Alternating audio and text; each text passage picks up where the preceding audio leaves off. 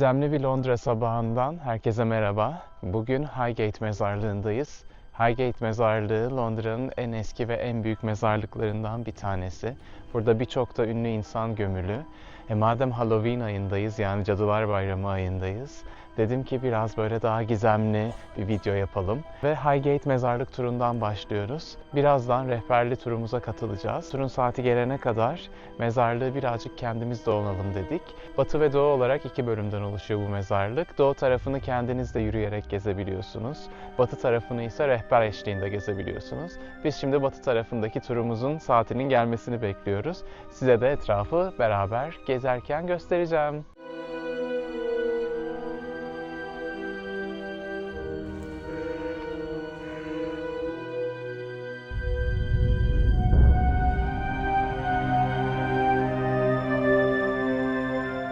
Mezarlığın doğu tarafından batı tarafına doğru yürüyoruz. Rehberimizle mezarlığın ana girişinde buluşacağız. Oraya doğru yoldayız.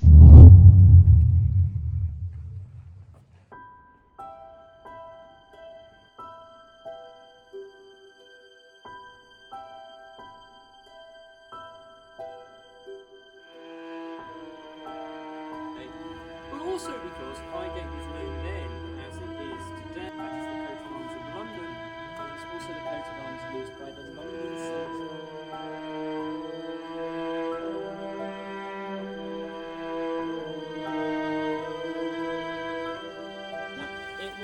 It was not the done thing amongst the upper classes because women like crime.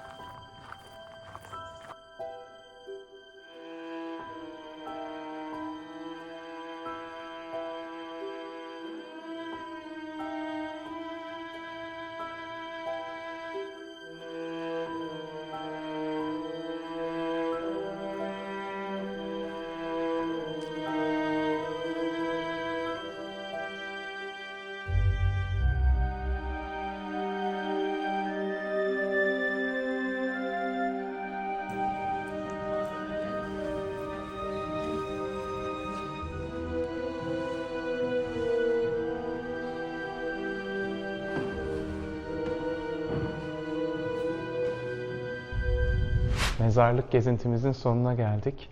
Çok güzel bir tur oldu. Bilmediğim Victoria döneminin Londra'sına ait birçok bilgi de öğrendim. Sanırım en beğendiğim kısım yeraltı mezarlıklarını gezmekti. Tabutlara kadar yakından inceleyebiliyorsunuz yeraltı mezarlıklarında. Sadece orası için bile bu turu yapmaya değer diye düşünüyorum. Şimdi buradaki ufak kilisenin içindeyiz. Mumumu yaktım.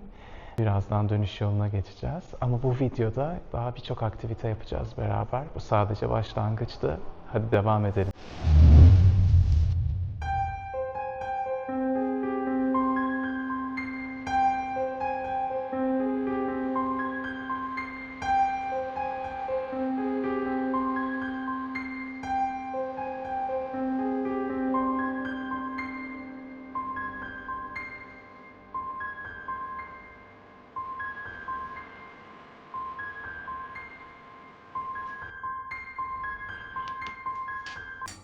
Filmimizi beklerken Chinatown'dan yürüyorduk. Güzel bir kek aldık, biraz atıştıralım. Gayet sıcak ve yumuşacık bakın. Şimdi bunu deneyeceğiz. Çok hafif. Biraz fazla büyük ama çok lezzetli.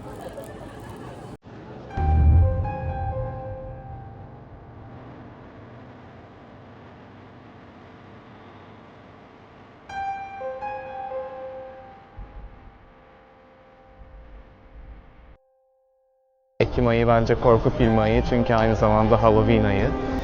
Bu akşam en sevdiğim korku filmini izleyeceğiz. Eski bir film. A Nightmare on Elm Street, Elm Sokağı'nda Kabus, belki biliyorsunuzdur. Freddy Krueger efsanesi. Benim 6-7 yaşından beri en sevdiğim filmlerden bir tanesi.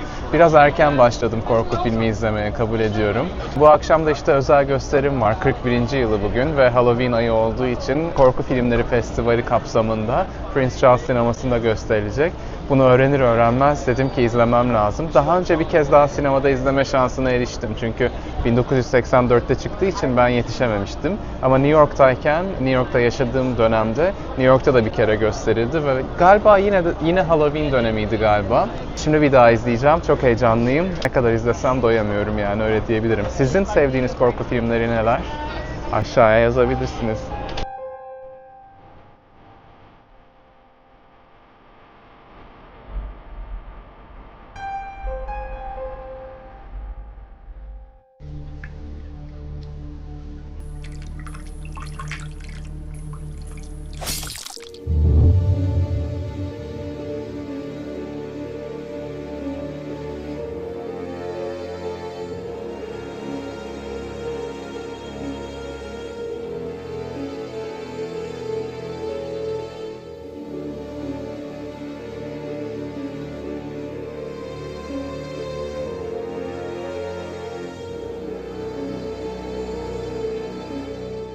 Tiyatroya gidiyoruz bu akşam. Alexandra Palace'ın önündeyiz. İzleyeceğimiz tiyatro bir korku oyunu.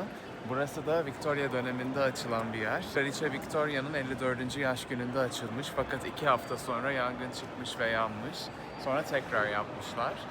Çok gotik bir atmosferi var ve yıllar boyunca da burada böyle hayalet hikayeleri, hayalet efsaneleri konuşulmuş. O yüzden izleyeceğimiz oyuna çok uygun bir yer olduğunu düşünüyorum. Hadi bakalım beraber gidelim.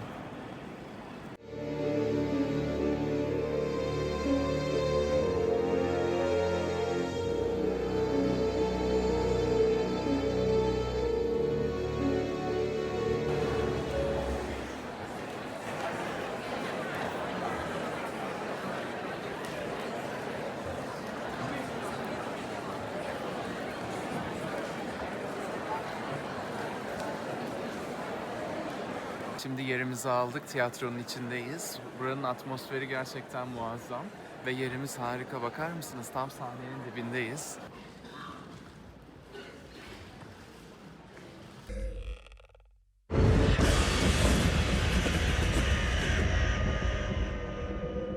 Tiyatromuzun ilk yarısı bitti.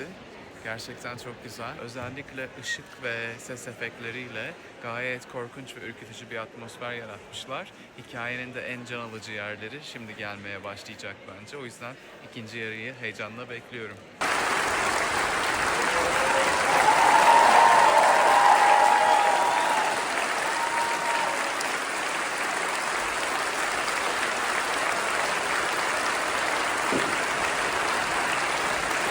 hava karardı. Tiyatrodan çıktık. Şimdi evimize doğru yürüyoruz.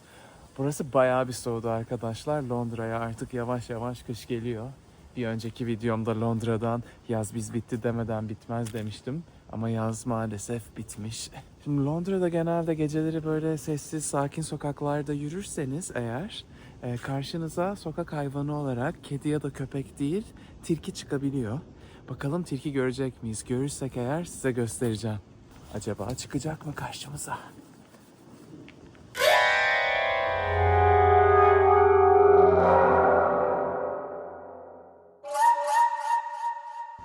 Peki sizin Cadılar Bayramı için planınız var mı? Artık bizim ülkemizde de güzel partiler oluyor. Siz de böyle kostüm giymeyi falan seviyor musunuz? Ya da benim gibi korku temalı filmleri ya da tiyatrolara gitmeyi seviyor musunuz? Eğer bir planınız varsa yorumlarda yazmayı unutmayın.